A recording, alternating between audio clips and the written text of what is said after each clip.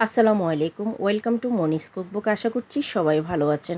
আজকে আমি একটি চিকেনের রেসিপি করছি, একটু ভিন্ন রকম করে তৈরি করার চেষ্টা করছি। সবসময় একই রকমের তৈরি না করে যদি একটু ভিন্নভাবে তৈরি করা হয়, এটার টেস্টটাও কিন্তু একটু ভিন্ন হয়। চলুন যাই আমার আজকের রেসিপিতে। এইখানে আমি একটি মিক্সিং বোল নিয়ে নিয়েছি। আমি একটি মিক্সচার তৈরি করব। এখানে আমি 3 টেবিল চামচের মতো প্রথমে টক দই দিয়ে দিচ্ছি। এখন আমি পেঁয়াজ বেরেস্তা দিয়ে দিচ্ছি প্রায় হাফ কাপের মতো। দিয়ে দিচ্ছি আমি কিছুটা বাদাম ভাজা, দিয়ে দিচ্ছি আমি 4টে কাঁচামরিচ কুচি, আর সেই সাথে দিয়ে দিচ্ছি আমি কিছুটা ধনিয়া পাতা কুচি। এখন আমি ব্লেন্ড করে নিয়ে রেখে দিব।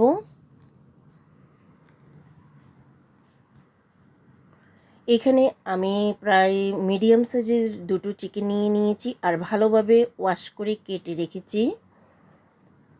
এখন আমি কিছুটা মশলা অ্যাড করছি। 1 টেবিল চামচের মতো আমি আদা বাটা দিয়ে দিয়েছি। 1 টেবিল চামচের মতো রসুন বাটা দিয়ে দিচ্ছি।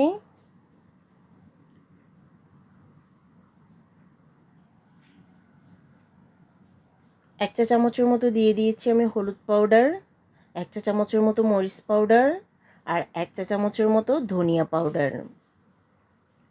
সেই সাথে দিয়ে দিচ্ছি আমি 1 চা চামচের মতো জিরা পাউডার।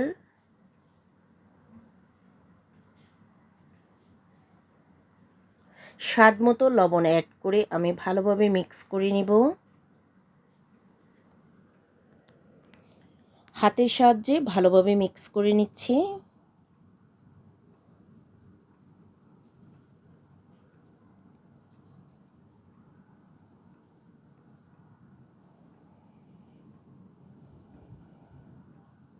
মিক্স করে নিয়ে আমি 10 মিনিটের মতো রেস্টে রেখে দিচ্ছি। এখন আমি চুলায় পাতিল বসিয়ে দিয়েছি। পাতিল গরম হয়ে আসলে আমি দিয়ে দিচ্ছি তেল, দিয়ে দিচ্ছি প্রথমে পেঁয়াজ বেরেস্তার যে তেলটা ছিল আমি সেটা প্রথমে দিয়ে দিয়েছি। তারপরে এখন আমি কিছুটা আরও তেল অ্যাড করছি। তেলটা আপনারা আপনাদের পরিমাণ মতো দিবেন, যে পরিমাণ খেতে পছন্দ করেন কম বেশি। তেল গরম হয়ে আসলে এখন আমি অ্যাড করে দিচ্ছি কিছু গরম মশলা, তেজপাতা, দারচিনি, এলাচি, স্টার আনিস, লং, গোলমরিচ। গরম মশলাকে আমি কয়েক সেকেন্ড ভেজে নিচ্ছি। এখন আমি অ্যাড করে দিব প্রথমে যেই মিক্সচারটা আমি তৈরি করে রেখেছি সেটা আমি এখন অ্যাড করে দিচ্ছি। আজকের চিকেনের মেইন ইনগ্রেডিয়েন্টস হচ্ছে এই মশলাটা। এইভাবে তৈরি করলে চিকেনটার টেস্ট একটু ডিফারেন্ট হয় আমার কাছে মনে হয়। সবসময় একই রকমের তৈরি না করে একটু ডিফারেন্ট করে তৈরি করলে কিন্তু মাঝে মাঝে ভালো লাগে।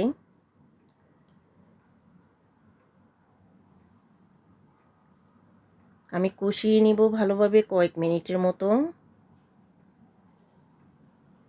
মশলাটা কষানো হয়ে গেলে আমি অ্যাড করে দিচ্ছি চিকেনগুলি।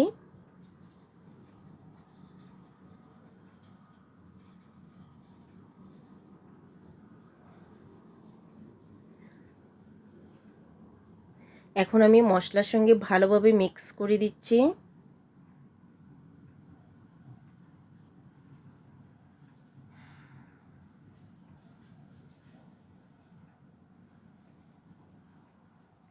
ভালোভাবে মিক্স করে নিয়ে আমি কভার করে 10 মিনিটের মতো প্রথমে রান্না করে নেব মিডিয়াম জালে।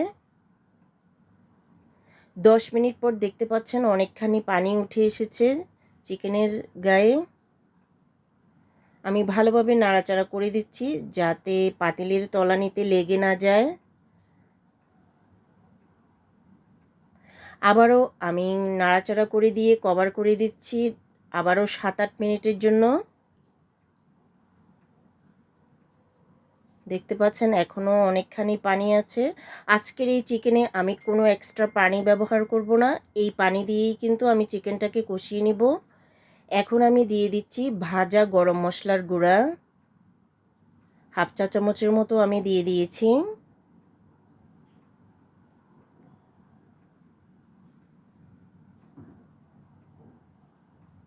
আর কিছুটা আমি অ্যাড করে দিচ্ছি পেঁয়াজ বেরেস্তা। আপনারা চিকেনকে এইভাবে তৈরি করতে চেষ্টা করবেন, এটার স্বাদ একটু অন্যরকমই আসে। আবারও আমি ভালোভাবে মিক্স করে দিচ্ছি। এখন আমি কভার করে দিচ্ছি আরও 7-8 মিনিটের জন্য রান্না করে নেব।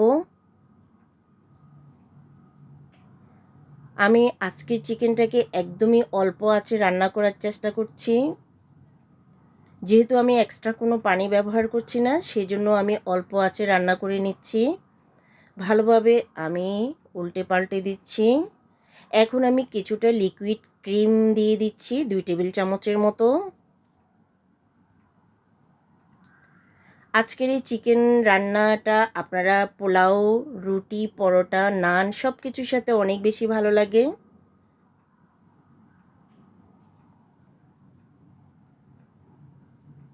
আমি 1 টেবিল চামচের মতো কেওড়া জল দিয়ে দিচ্ছি।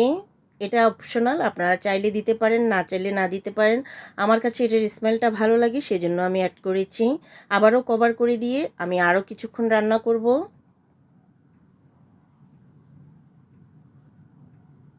দেখতে পাচ্ছেন এখনও কিছুটা চিকেনের পানি রয়েছে।